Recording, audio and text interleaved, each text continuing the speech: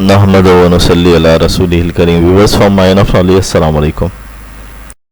मुफ्ती मुनीबुर रहमान की तहरीर से माखूज़ शुदा 21वें पारे का खुलासा और तफसीर और मज़ामीन कुरान इस वीडियो में बयान किए जा रहे हैं। कुरान की हक़ानियत की एक कतई दलील है कि कुरान में मुस्तक़बिल की जो ख़बरें दी गई हैं वो हमेशा सच साबित हुई। अहले रोम और अहले फ़ारस में लड़ाइयाँ चलती रहती थीं। एक बार अहले फ़ारस जो मुशरिक थे अहले रोम पर गालिब आ गए। चूँकि रोमी अहले किताब थे, चुनाचे मुशरिकीन मक्का अहले फ़ारस की फ़तह पे खुशियाँ मनाने लगे। इस पर कुरान ने फरमाया ये खुशियाँ आर्जी हैं, 4 साल में रोमी फ़ारिस वालों पर गालिब आ जाएंगे। चुनाचे कुरान की बशारत के ऐन मुताबिक 7वें साल में रोमियों को अहले फ़ारस पर दोबारा फ़तह नसीब हुई। आयत 9 से बताया गया कि लोगों को अपनी मादी क़ुव्वत और ताकत पर इतरा के अल्लाह सुब्हानहू व तआला की गालिब कुदरत को भूल नहीं जाना चाहिए। माजी में कितनी ही ऐसी कौमें आई जो मादी क़ुव्वत की हामिल थी, लेकिन आज उनके खंडरात उनकी मादी क़ुव्वत की नापायदारी का जीता जागता सबूत हैं। आयत 17 से नमाज के औकात खमसा की तरफ इशारा है। बस शाम के वक्त अल्लाह की तस्बीह करो और जब तुम सुबह को उठो, और उसी के लिए तमाम तारीफ़ें आसमानों और ज़मीनों में और पिछले पहर और दोपहर को। सुबह और शाम में मगरिब, इशा और फजर की नमाज़ें आती हैं।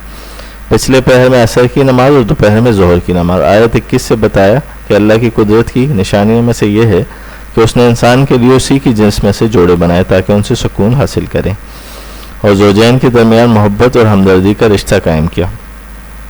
और उसकी कुदरत की निशानियों में से ज़मीन और आसमान की तख्लीक और इंसानों की बोलियों और रंगों का तनो है, और नींद के लिए रात और तलाश माश के लिए दिन का बनाना है। और इसी तरह आगे की आयत में अल्लाह की कुदरत की मुतअद्दिद निशानियों का जिक्र है। आगे चल के फरमाया कि आप बातिल अदियान से किनारा कश होकर अपने आप को दीन फितरत पर कायम रखें। आयत 33 से इंसान की फितरी खुदगर्जी को बयान किया गया कि तकलीफ़ के वक्त अल्लाह को पुकारता है, लेकिन राहत के वक्त उसे भूल जाता है, बल्कि शिर्क तक करने लगता है। और ये भी बताया कि अल्लाह की रहमत से नाउम्मीद भी हो जाता है। आयत 38 में कराबतदारों, मिस्कीनों और मुसाफिरों को उनका हक देने का हुक्म है।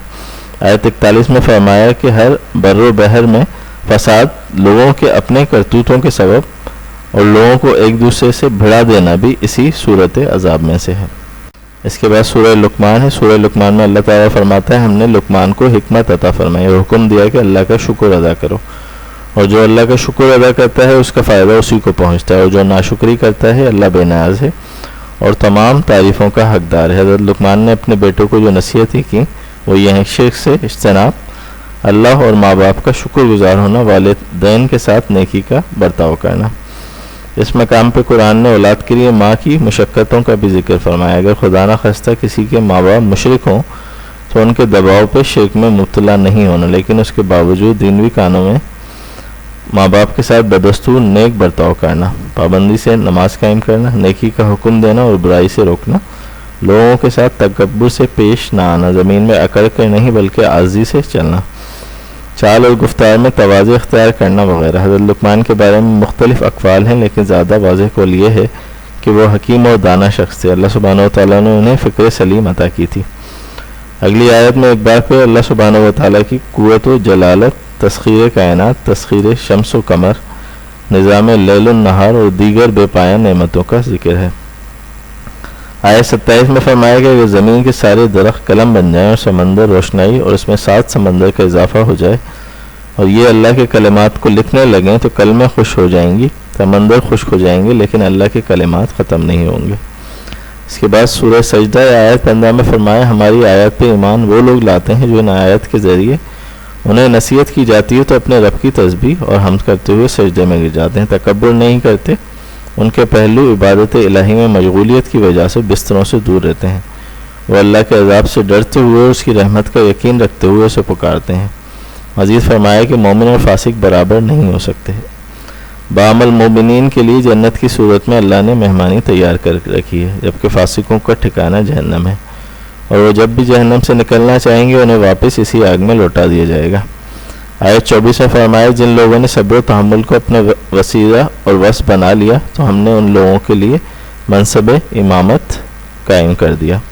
इसके बाद सूरह अहज़ाब रसूलुल्लाह सल्लल्लाहु अलैहि वसल्लम के अहद की तमाम बातिल क़ुव्वतें मुज्तमा होकर मुसलमानों पर हमला आवर हुई। हिज़्ब जमात को कहते हैं और अहज़ाब के मायने हैं जमातें। عہد رسالت میں مسلمانوں کے خلاف کفار و مشرکین اور منافقین کی یہ اجتماعی یلغار تھی، جیسے بالآخر اللہ سبحانہ و تعالیٰ نے اپنی تائید و نصرت سے ناکام و مراد فرمایا، اور یہی واقعہ سورہ مبارکہ کا مرکزی موضوع بھی ہے۔ آیت 4 میں فرمایا اللہ نے کسی شخص کے سینے میں دو دل نہیں بنائے، یعنی کفر و ایمان، ہدایت و گمراہی اور حق و باطل ایک دل میں جمع نہیں ہو سکتے۔ اسی آیت میں فرمایا کہ کسی کے منہ بولے بیٹے حقیقی بیٹوں کے حکم میں نہیں، یہ لوگوں کی خود ساختہ باتیں ہیں۔ مزید فرمایا کہ لوگوں کو ان کے حقیقی باپوں کی طرح منسوب کر کے پکارو، اللہ کے نزدیک یہی مبنی بر انصاف ہے، اور اگر ان کے حقیقی باپوں کا پتہ نہ ہو تو وہ تمہارے دینی بھائی ہیں۔ آیت 6 میں فرمایا نبی مومنوں کی جان سے بھی زیادہ قریب ہیں، اور بعض مفسرین نے اس کا ترجمہ یہ کیا ہے کہ نبی مومنوں کی جان کے مالک ہیں اور نبی کی بیویاں مومنوں کی روحانی مائیں ہیں۔ آیت 8 سے بیان ہے کہ غزوہ احزاب کے موقع پہ کفار ہر جانب سے جمع ہو کے مسلمانوں پہ حملہ آور ہوئے۔ شدت خوف سے مسلمانوں کی آنکھیں پتھرا گئیں اور کلیجے منہ کو آنے لگے، اور دلوں میں اللہ کی نصرت کے بارے میں طرح طرح کے گمان پیدا ہونے لگے۔ اس موقع پہ اہل ایمان کی آزمائش کی گئی، انہوں نے شدت سے جھنجھوڑ دیا گیا، یہاں تک کہ منافق اور جن کے دلوں میں شک کی بیماری تھی کہنے لگے اللہ اور اس کے رسول نے ہم سے جو وعدہ کیا تھا وہ محض دھوکہ تھا۔ اس پس منظر میں اللہ سبحانہ و تعالیٰ نے فرمایا اے مومنو اللہ کی اس نعمت کو یاد کرو، جب تم پہ کفار کے لشکر حملہ آور ہوئے تو ہم نے ان پر آندھی اور غیبی لشکر بھیجے جنہیں تم نے نہیں دیکھا، اور اللہ تمہارے کاموں کو خوب دیکھنے والا ہے۔ غزوہ خندق کے موقع پہ کفار ایک ماہ تک مسلمانوں کا محاصرہ کیے رہے۔ ایک موقع پہ مسلمانوں کی 3 نمازیں ظہر عصر اور مغرب بھی قضا ہوئیں۔ بالآخر طوفانی آندھی آئی، کفار کے خیمے اکھڑ گئے، ان کی دیگیں الٹ گئیں، ان کے جانور رسیاں توڑا کے بھاگنے لگے، اور ایسے عالم میں کہ بظاہر انہیں اپنے کامیابی کا یقین تھا، انہیں ناکام و نامراد ہو کے واپس جانا پڑا۔ اسی کو نصرت الہی کہا جاتا ہے۔